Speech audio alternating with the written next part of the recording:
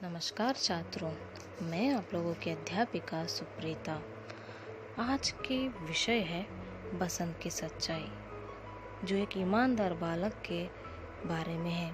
इस पाठ को यानी एकांकी को विष्णु प्रभाकर जी ने लिखा है। ये बहुत ही एक अच्छी कहानी है जो आप लोगों को जानना बहुत ज़रूरी है। पहला दृश्य। एकांकी 3 दृश्यों में बांटा गया है, तो हम लोग अभी पहला दृश्य को देखते हैं। पहला दृश्य में आप लोगों को कल्पना करनी होगी कि आप लोगों के सामने एक स्टेज का कल्पना किया गया है, तो वहाँ पर हम लोगों को नाटक के रूप में इस एकांकी को दिखा रहे हैं। तो एक स्टेज पर बाजार की कुछ प्रतीकात्मक दृश्य सजाया गया है, जहाँ पर बहुत सारे लोग आते जाते रह रहे, कुछ लोग लेन देन की व्यवहार कर रहे हैं, ये सही चल रहा है। तो उसी बीच में एक लड़का फटे कपड़े नंगे पैरों में भागता हुआ आता है और ज़ोर ज़ोर से चिल्ला रहा है। उसका उम्र लगभग 12 वर्ष की है।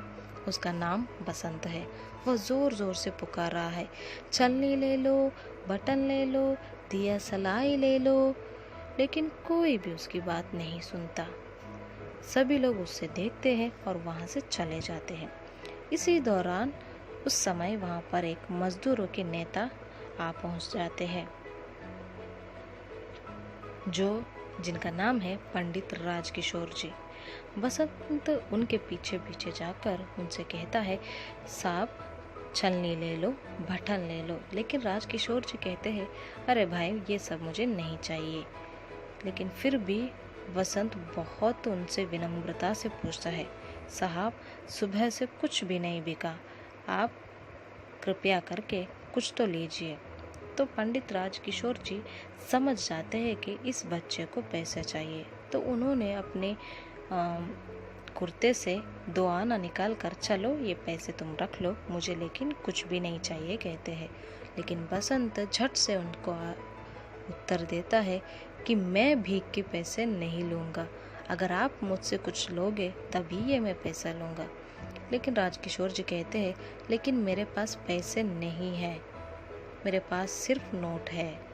तो बसंत कहता है, नोट है तो कोई बात नहीं, मैं इसे जाकर बुना कर लाता हूँ, आप यहीं पर रुकिए, कहीं पर मत जाइए। इसकी ईमानदारी देखकर एक बार पंडित राजकिशोर जी को भी कुछ सोचने पर मजबूर कर दिया। उन्होंने दिल से उसको पैसे दे दिए। तो वो बसंत बाजार जाकर पैसे बुना लाने के लिए भागता है। तभी राजकिशोर जी वहीं पर एक दुकान पर खड़े होकर उसका इंतज़ार करते हैं।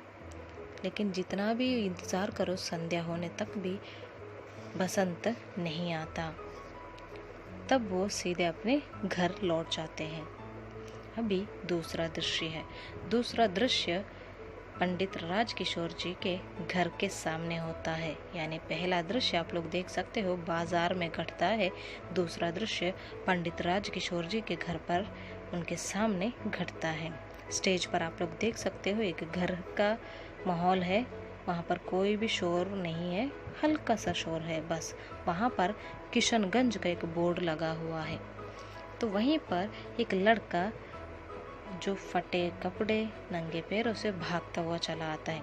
एक व्यक्ति से पूछता है कि किशनगंज यही है क्या? तो वो कहता है, हाँ, यहाँ पर पंडित राजकिशोर जी का घर कहाँ पर है। लेकिन वो आदमी उन्हें नहीं जानता था। भागते हुए दूसरे आदमी के पास चला जाता है। वो पूछता है, यहाँ पर पंडित राजकिशोर जी का घर कहाँ पर है। हालांकि उस आदमी को पता चलता है कि पंडित राजकिशोर वही है जो मजदूरों के नेता है। वो दिखाता है, देखो सामने जो नीले पर्दे वाले घर है वही है उनका घर। प्रताप भागते हुए उनके घर के सामने जोर जोर से पुकारता है, पंडित राजकिशोर जी, पंडित राजकिशोर जी। पंडित राजकिशोर खिड़की से झांक कर देखते हैं कि कोई लड़का उनको पुकार रहा है। वो बोलते हैं, क्यों भाई, क्यों इतना चिल्ला रहे हो? तभी वो कहता है, मैं आपका पैसा लेकर आया हूँ। तो वो बाहर आते हैं। तब वो कहता है कि मेरे भाई ने आपसे दोपहर को छलनी बेची थी और आपसे पैसे बुनाने के लिए वो बाजार चला गया था, आपको याद है? तब पंडित राजकिशोर जी कहते हैं, हाँ मुझे याद है, लेकिन वो संध्या तक वापस आया ही नहीं। तो ये रोंस मुंह लेकर कहता है कि उसका दुर्घटना हुई है, उसके ऊपर से ही मोटर चला गया है और उसके पैर कुचले गए हैं और इसलिए वह आपके पास ना आ सका और बेहोश हो गया था। बड़ी मुश्किल से उसे घर ले गए। बड़ी देर में जब उसे होश आया तो उसने मुझे आपके पैसे लौटाने को कहा। मैं आपके 14.5 आने लाया हूँ। राजकिशोर जी को एक भारी धक्का लग जाता है, क्योंकि कोई भी इस दुनिया में इतना भी ईमानदार नहीं है। लेकिन फिर भी पंडित राजकिशोर जी पूछते हैं कि अब वो कहाँ पर है। प्रताप कहता है, घर पर है। क्या तुम्हारे घर पर कोई नहीं है क्या, पूछते हैं। तो प्रताप कहता है, नहीं, मैं और मेरे भाई दोनों भीखू आई रख के घर में रहते हैं। राजकिशोर पूछते हैं कि तुम्हारे माँ बाप नहीं है क्या? तो वो रो पड़ता है, वे मारे गए। दंगों के दिनों में उन्हें किसी ने मार डाला था। राजकिशोर को यह सुनकर भी एक बार बहुत ही आहत हो जाते हैं। तो वो कहते हैं कि चलो मैं भी तुम्हारे साथ चलता हूँ। प्रताप पूछता है, आप मेरे साथ चलोगे? राजकिशोर, हाँ अभी चलो, कहकर वो आगे बढ़ते हैं। आगे बढ़ते समय अंदर की ओर वो देखकर कहते हैं, अमर सिंह जो उनके नौकर है, मैं आहिर टीला जा रहा हूँ, तुम इसी वक्त डॉक्टर वर्मा को लेकर वहाँ आओ। कहना कि एक लड़के की टांगे मोटर के नीचे आकर कुचली गई है। जल्दी करो, बीकू आहिरा का घर पूछ लेना। मुड़कर जाओ बच्चे, चले। सो इन दोनों वहाँ से निकल जाते हैं।